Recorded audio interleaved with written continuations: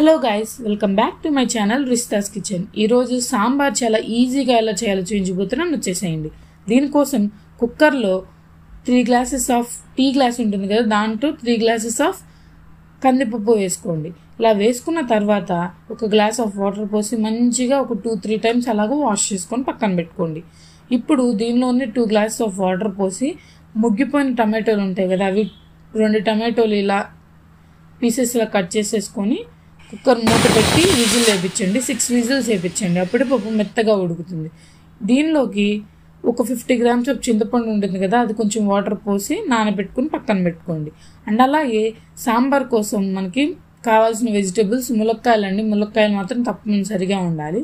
ఇలా ములక్కాయలు అండ్ అలాగే రాడిష్ ఉంటుంది కదా, ఇది క్యారెట్, ఈ 2 రౌండ్గా కట్ చేసి పెట్టుకోండి.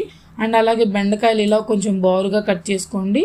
అండ్ దోసకాయ ఉంటుంది కదా, అది పీల్ తీయకోకుండా ఇలా పెద్ద పెద్ద పీసెస్గా కట్ చేసుకోండి. అండ్ అలాగే ఆనియన్, మీ దగ్గర సాంబార్ ఆనియన్ ఉంటే అది వాడండి, అదైతే బాగుంటుంది. నా దగ్గర లేక పెద్ద ఆనియన్ పీసెస్గా కట్ చేసి వేసాను. అండ్ అలాగే ఒక 4 మిర్చి పొడవుగా కట్ చేసి పెట్టుకోండి. అండ్ వంకాయ ఉంటుంది కదా, వంకాయ కొంచెం ఉప్పు నీళ్ళల్లో వేసి ఇలా కట్ చేసి పెట్టుకోండి. ఇప్పుడు ముందుగా మనం పెట్టుకున్న పప్పు ఉడికింది కదండి, ఇది మూత తీసి చూసి దీన్ని వేరే బౌల్లోకి ట్రాన్స్ఫర్ చేసేసుకోండి. ఇలా ట్రాన్స్ఫర్ చేసుకున్న తర్వాత మంచిగా ఇలా ట్రాన్స్ఫర్ చేసుకోండి. ఇలా ట్రాన్స్ఫర్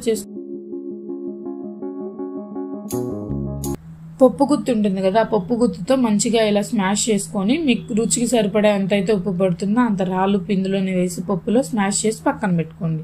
ఇప్పుడు ఇందాక మనం కుక్కర్లో పెట్టుకున్నాం కదా పప్పు, అదే కుక్కర్ ఒకసారి వాష్ చేసుకొని నీళ్ళతో దాన్ని స్టవ్ పైన పెట్టుకొని కొంచెం ఆయిల్ వేసి దానిలో ముందుగా మనం కట్ చేసి పెట్టుకున్న వెజిటేబుల్స్ ఉంటాయి కదా, ఇవన్నీ ఒకటి తర్వాత ఒకటి వెజిటేబుల్స్ అన్నీ దీనిలో వేసేసుకోవాలండి. క్యారెట్, రాడిష్, ఆనియన్, మిర్చి, బెండకాయలు, దోసకాయలు అండ్ అలాగే ఇందాక చూపించిన ములక్కాడ అండ్ వంకాయ, ఇవన్నీ మంచిగా దీనిలోకి వేసుకోవాలి. ఇలా వేసుకునేటప్పుడు హై ఫ్లేమ్లో పెట్టుకోకండి, ముక్కలు మాడిపోతాయి. సిమ్లో పెట్టుకొని ఇవన్నీ ట్రాన్స్ఫర్ చేసుకోండి మంచిగా దీనిలోకి. ఇలా ట్రాన్స్ఫర్ చేసుకున్న తర్వాత పసుపు ఉంటుంది కదండి, అది 1.5 స్పూన్ పసుపు దీంట్లో వేసుకోండి. ఇలా వేసుకోవడం వల్ల ముక్కలకి అన్నిటికీ బాగా పడుతుంది. అండ్ అలాగే రాళ్ళు ఉప్పు ఉంటుంది కదా, అది మీరు రుచి సరిపడా రాళ్ళు ఉప్పు అండ్ కారం కూడా. మాకైతే స్పైసీనెస్ కొంచెం ఎక్కువ తింటాం కాబట్టి 3 table spoons of chilli powder వేసుకుంటాం. మీకైతే తక్కువ కావాలనుకుంటే ఒక 2 స్పూన్స్ అయితే సరిపోతుంది. ఇలా వేసుకున్న తర్వాత సాంబార్ పొడి కూడా ఒక 3 టేబుల్ స్పూన్స్ దీనిలోనే వేసుకోండి. ఎందుకంటే ముక్కలే కదండి మనకి సాంబార్లో ఫ్లేవర్ని ఇచ్చేది, కాబట్టి ముక్కలకి అన్నీ పట్టాలంటే మంచిగా ఇలా పెట్టుకోవాలి. తర్వాత ఒకసారి కుక్కర్లో ఉన్న పీసెస్ అన్నీ ఇలా వెగరేసుకొని స్టవ్ మీద పెట్టుకోండి. పెట్టుకున్న తర్వాత ఒక గ్లాస్ నిండా కాకుండా కొంచెం వెలుతుగా వాటర్ దానిలో పోసేసుకొని తిప్పుకొని కుక్కర్ మూత పెట్టి హై ఫ్లేమ్ మీద, ఖచ్చితంగా హై ఫ్లేమ్ మీద మాత్రమే ఒక్క విజిల్ వేయించండి, సరిపోతుంది. లేకపోతే పీసెస్ అన్నీ స్మాష్ అయిపోతాయి. ఒకే ఒక్క విజిల్ చాలు. ఇలా ఒక విజిల్ వేసిన తర్వాత ఆవిరిపోయిన తర్వాత విజిల్ తీసేసి చూడండి, ముక్కలు చూసారా ఎంత బాగా కుక్ అయిపోయినాయో.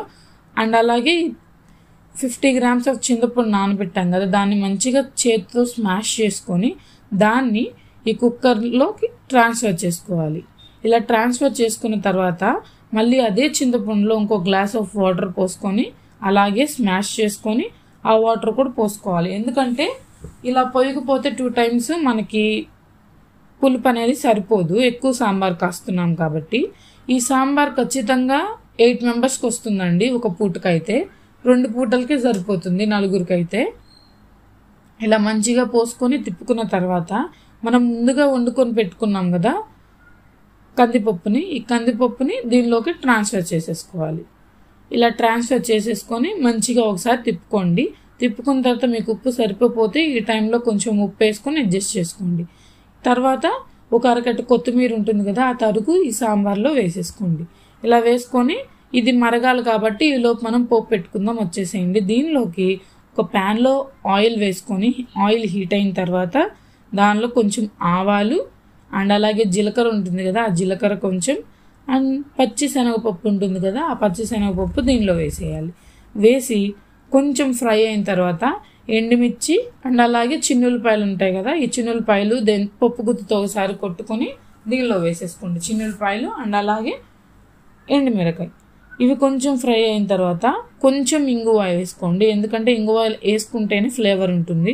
ఆ తర్వాత స్టవ్ ఆపే ముందు కొంచెం కరివేపాకు వేసుకొని స్టవ్ ఆపేసుకోండి. ఇలా మరుగుతున్న సాంబార్లో మనం పెట్టుకున్న పోపు దీనిలో వేసిస్తే కనుక మన సాంబార్ రెడీ అయిపోయినట్లే. ఇలా పోపు వేసేటప్పుడు సాంబార్కి వచ్చే స్మెల్ ఎంత బాగుంటుందంటే, ఆహా ఎంత బాగుంటుందంటే నాకైతే చాలా ఇష్టం అండి. మీకు కూడా ఈ స్మెల్ ఇష్టమైతే కామెంట్ బాక్స్లో చెప్పేసేయండి. అండ్ మన సాంబార్ రెడీ అయిపోయినట్లే.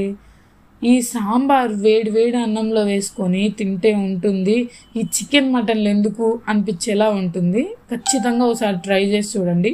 మీరు కనుక మన ఛానల్ ఫస్ట్ టైం చూసినట్టయితే ప్లీజ్ లైక్ చేసి సబ్స్క్రైబ్ చేసుకోండి. బాయ్.